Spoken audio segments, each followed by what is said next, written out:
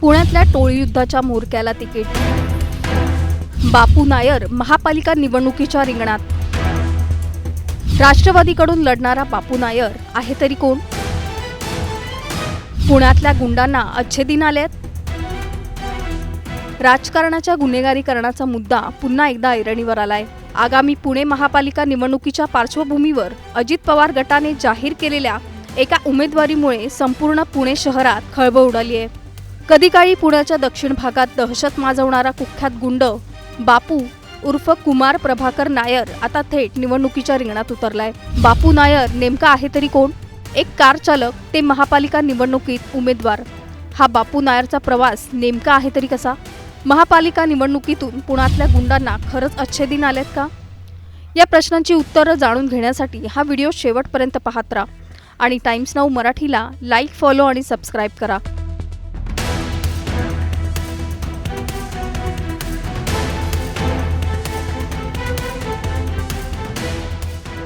पुण्यातल्या टोळी युद्धाचा म्होरक्या कुख्यात गुंड बापू नायर महापालिका निवडणुकीत रिंगणात उतरलाय. अजित पवारांच्या राष्ट्रवादी काँग्रेसकडून बापूला निवडणुकीचं तिकीट देण्यात आलंय. बापू नायरला उमेदवारी दिल्यामुळे सध्या पुण्यात आश्चर्य व्यक्त केलं जात आहे. बापू नायरने उमेदवारीसाठी राजकीय पक्षांकडे चाचपणी सुरू केली होती. अशातच राष्ट्रवादी काँग्रेस पार्टीने नायरला उमेदवारी देत सर्वांना धक्का दिलाय. बापू उर्फ कुमार प्रभाकर नायर एक नाव ज्याने कधी काळी पुण्यातल्या बिब्बेवाडी, कोंढवा, धनकवडी आणि सहकारनगर परिसरात भीतीचं वातावरण तयार केलं होतं. मूळचा केरळच्या वायनाडचा असलेला नायर परिवार रोजगारासाठी पुण्यात स्थायिक झाला. घरची परिस्थिती हलाखीची असल्याने बापू नायरने सुरुवातीला कार चालक म्हणून काम सुरू केलं. पण 2001 मध्ये आपल्याच मित्राच्या हत्या प्रकरणात बापूवर पहिला गुन्हा दाखल झाला आणि इथूनच बापू नायरचा गुन्हेगारी प्रवास सुरू झाला. खंडणी, मारहाण आणि हत्येचा प्रयत्न अशा गंभीर गुन्ह्यांमुळे बापू नायर परिसरातला अनभिषिक्त भाई बनला. 2011 मध्ये नवरात्रीच्या मिरवणुकीत झालेल्या वादातून बैजू नवघणे यांची हत्या झाली. या हत्याकांडामुळे पुण्यात टोळी युद्ध पेटलं. या प्रकरणात बापू नायरवर मुक्कासारखा कठोर कायदा लावण्यात आला. पण तांत्रिक कारणामुळे पुढे बापूची निर्दोष मुक्तता झाली. शिवसेना युवा नेते दीपक मारटकर हत्या प्रकरणातही बापू नायरचं नाव पुढे आलं. तुरुंगात असतानाही ससून रुग्णालयात मुख्य आरोपीशी संपर्क झाल्याचं तपासात उघड झालं. या प्रकरणात 2024 मध्ये बापू नायर जामिनावर बाहेर आलाय. आता हाच बापू नायर अजित पवार गटाकडून प्रभाग क्रमांक 39 मधून अधिकृत उमेदवार आहे.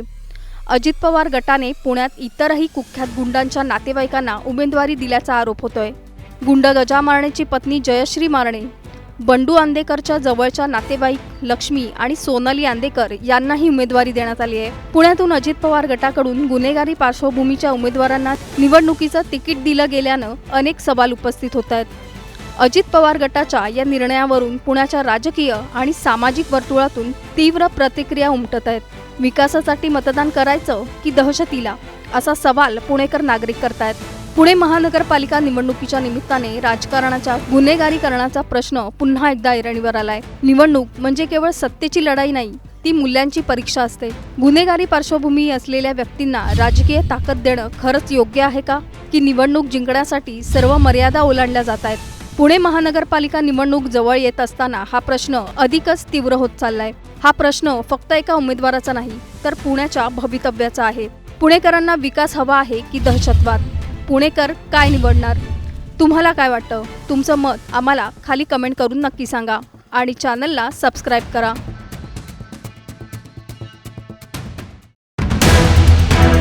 पुण्यातल्या टोळी युद्धाच्या म्होरक्याला तिकीट.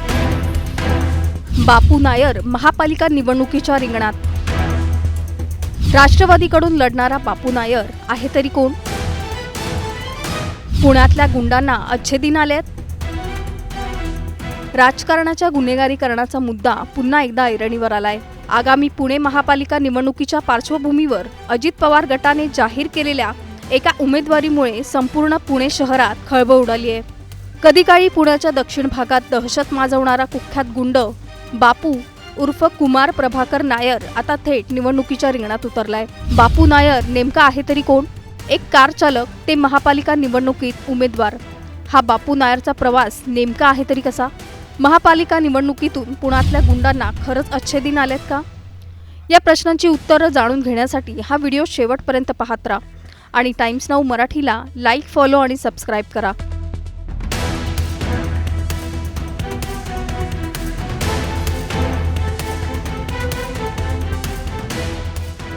पुण्यातल्या टोळीयुद्धाचा म्होरक्या कुख्यात गुंड बापू नायर महापालिका निवडणुकीत रिंगणात उतरलाय. अजित पवारांच्या राष्ट्रवादी काँग्रेसकडून बापूला निवडणुकीचं तिकीट देण्यात आलंय. बापू नायरला उमेदवारी दिल्यामुळे सध्या पुण्यात आश्चर्य व्यक्त केलं जात आहे. बापू नायरने उमेदवारीसाठी राजकीय पक्षांकडे चाचपणी सुरू केली होती. अशातच राष्ट्रवादी काँग्रेस पार्टीने नायरला उमेदवारी देत सर्वांना धक्का दिलाय. बापू उर्फ कुमार प्रभाकर नायर, एक नाव ज्याने कधी काळी पुण्यातल्या बिब्बेवाडी, कोंढवा, धनकवडी आणि सहकार नगर परिसरात भीतीचं वातावरण तयार केलं होतं. मूळचा केरळच्या वायनाडचा असलेला नायर परिवार रोजगारासाठी पुण्यात स्थायिक झाला. घरची परिस्थिती हलाखीची असल्याने बापू नायरने सुरुवातीला कार चालक म्हणून काम सुरू केलं. पण 2001 मध्ये आपल्याच मित्राच्या हत्या प्रकरणात बापूवर पहिला गुन्हा दाखल झाला आणि इथूनच बापू नायरचा गुन्हेगारी प्रवास सुरू झाला. खंडणी, मारहाण आणि हत्येचा प्रयत्न अशा गंभीर गुन्ह्यांमुळे बापू नायर परिसरातला अनभिषिक्त भाई बनला. 2011 मध्ये नवरात्रीच्या मिरवणुकीत झालेल्या वादातून बैजू नवघणे यांची हत्या झाली. या हत्याकांडामुळे पुण्यात टोळी युद्ध पेटलं. या प्रकरणात बापू नायरवर मुक्कासारखा कठोर कायदा लावण्यात आला. पण तांत्रिक कारणामुळे पुढे बापूची निर्दोष मुक्तता झाली.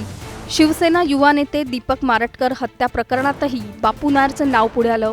तुरुंगात असतानाही ससून रुग्णालयात मुख्य आरोपीशी संपर्क झाल्याचं तपासात उघड झालं. या प्रकरणात 2024 मध्ये बापू नायर जामिनावर बाहेर आलाय. आता हाच बापू नायर अजित पवार गटाकडून प्रभाग क्रमांक 39 मधून अधिकृत उमेदवार आहे. अजित पवार गटाने पुण्यात इतरही कुख्यात गुंडांच्या नातेवाईकांना उमेदवारी दिल्याचा आरोप होतोय. गुंड गजा मारणेची पत्नी जयश्री मारणे, बंडू आंदेकरच्या जवळच्या नातेवाईक लक्ष्मी आणि सोनाली आंदेकर यांनाही उमेदवारी देण्यात आली आहे. पुण्यातून अजित पवार गटाकडून गुन्हेगारी पार्श्वभूमीच्या उमेदवारांना निवडणुकीचं तिकीट दिलं गेल्यानं अनेक सवाल उपस्थित होत आहेत. अजित पवार गटाच्या या निर्णयावरून पुण्याच्या राजकीय आणि सामाजिक वर्तुळातून तीव्र प्रतिक्रिया उमटत आहेत.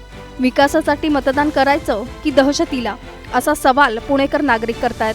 पुणे महानगरपालिका निवडणुकीच्या निमित्ताने राजकारणाच्या गुन्हेगारीकरणाचा प्रश्न पुन्हा एकदा ऐरणीवर आलाय. निवडणूक म्हणजे केवळ सत्तेची लढाई नाही, ती मूल्यांची परीक्षा असते. गुन्हेगारी पार्श्वभूमी असलेल्या व्यक्तींना राजकीय ताकद देणं खरंच योग्य आहे का, की निवडणूक जिंकण्यासाठी सर्व मर्यादा ओलांडल्या जात आहेत? पुणे महानगरपालिका निवडणूक जवळ येत असताना हा प्रश्न अधिकच तीव्र होत चाललाय. हा प्रश्न फक्त एका उमेदवाराचा नाही, तर पुण्याच्या भवितव्याचा आहे. पुणेकरांना विकास हवा आहे की दहशतवाद? पुणेकर काय निवडणार? तुम्हाला काय वाटतं? तुमचं मत आम्हाला खाली कमेंट करून नक्की सांगा आणि चॅनलला सबस्क्राईब करा.